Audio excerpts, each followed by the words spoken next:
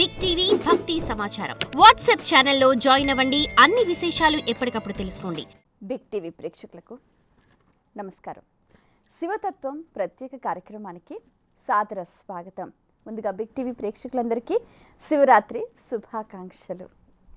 శివుడు అంటే శుభంకరుడు అని అంటుంటారు. నిర్వికల్ప, నిరామయ, నిర్గుణ స్వరూపుడు మహాదేవుడు. మరి ఆ స్వామి లింగ రూపంలో ఉద్భవించిన పరమ పవిత్రమైన రోజు మహాశివరాత్రి. ఆ రోజున శివుడికి రకరకాలుగా ఉపచారాలతో పూజిస్తూ ఉంటారు, ఆరాధిస్తూ ఉంటారు, సేవిస్తూ ఉంటారు. ఏ రూపంతో కొలిచినా, ఏ నామంతో పిలిచినా, ఏ విధంగా ఆరాధించినా అడిగిన వారందరికీ కూడా అన్నీ అనుగ్రహించే భోళాశంకరుడు ఆదిదేవుడు, మహాదేవుడు. మరి ఆ దేవుడికి సంబంధించి ఎన్నో రకాల తత్వాలు అనేవి ప్రచారంలో ఉన్నాయి. కేవలం ఆరాధన చేస్తే సరిపోదు, జ్ఞానంతో కూడిన ఆరాధన చేస్తే కైవల్య ప్రాప్తి సులభంగా కలుగుతుంది అన్నది ప్రతీతి. మరి ఆ మహేశ్వరుడి గురించి, వారి తత్వం గురించి, శివతత్వంలో ఉన్న రహస్యాల గురించి సవివరంగా సశాస్త్రీయంగా తెలియజేయడానికి ప్రముఖులు మనతో పాటు ఉన్నారు. ఎన్నో సంవత్సరాలుగా వారు నేర్చుకున్న విద్యను అందరికీ అందించే క్రమంలో ఎన్నో కార్యక్రమాల్లో విశేషంగా పాల్గొంటున్నారు. ఒక వక్తగా, ఒక ఆధ్యాత్మికవేత్తగా, ప్రవచనకర్తగా తనకంటూ ప్రత్యేకమైన ముద్ర వేసుకోవటమే కాకుండా తెలుగు మధ్వ మహాపరిషత్ ఉపసంచాలకులుగా కూడా విశేష సేవలు అందిస్తున్నారు శ్రీ కానుగోవి విజయవాడ వాసుదేవాచారి గారు. వారితో మాట్లాడి మరిన్ని విషయాలు వారి మాటల్లో తెలుసుకుందాం. ఈనాటి కార్యక్రమాన్ని ప్రారంభిద్దాం.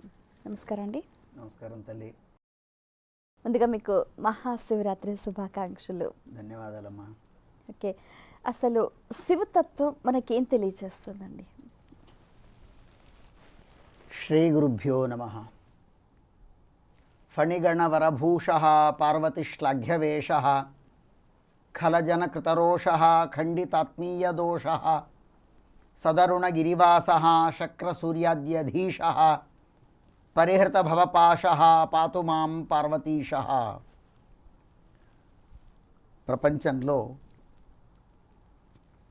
మహరుద్రదేవుల వారికి ఒక విశిష్టమైన స్థానం ఉన్నది.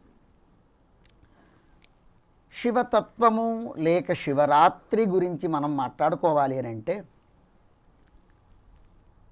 ఏనాడు మనము భగవంతుణ్ణి, రుద్రదేవుల వారిని, శివుణ్ణి స్తుతించమో అది మనకు అశివరాత్రి. అశివరాత్రి అశివరాత్రి అంటే ఏమిటిది? శివరాత్రి తెలుసు, అశివరాత్రి ఏమిటి? శివ అన్నటువంటి పదానికి మంగళము అని అర్థం ఉంది.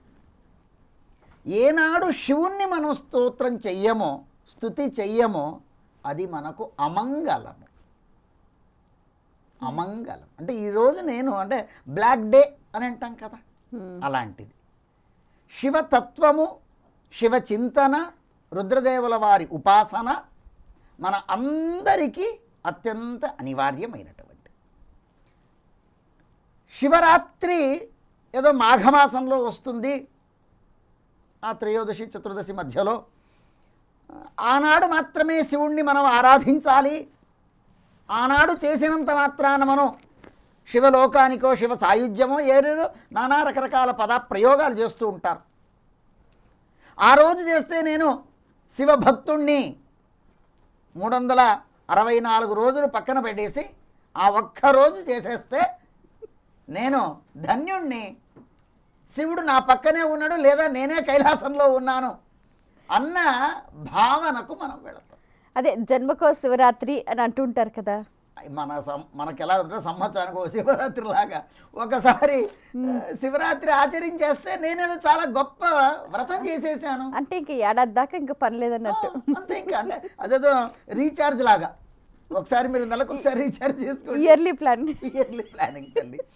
అలా కాకుండా శివుణ్ణి మనం ఆరాధించే విధానంలో మనం అనుకున్నటువంటి మాటలో శివతత్వము అని అనుకున్నాం. ప్రపంచంలో ఆసేతు హిమాచలం వరకు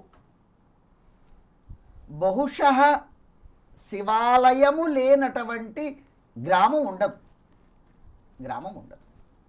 100కి 99 పాళ్ళు శివాలయం ఉండి ఉంటుంది. శివుడి ఆకారము అక్కడ ఉన్నటువంటిది, దానికి అనేక కారణాలు ఉండవచ్చు. లింగాకారంలో ఉన్నాడు, అలాగెందుకు ఉన్నాడు, దానికి ఏదో కొన్ని శాప కారణాలు. కానీ సహజంగా మనం శివుణ్ణి ఒక చిత్రం చూసినప్పుడు, ఒక విగ్రహం బొమ్మ చూసినప్పుడు కనిపించే శివుడి ఆకారమే వేరు.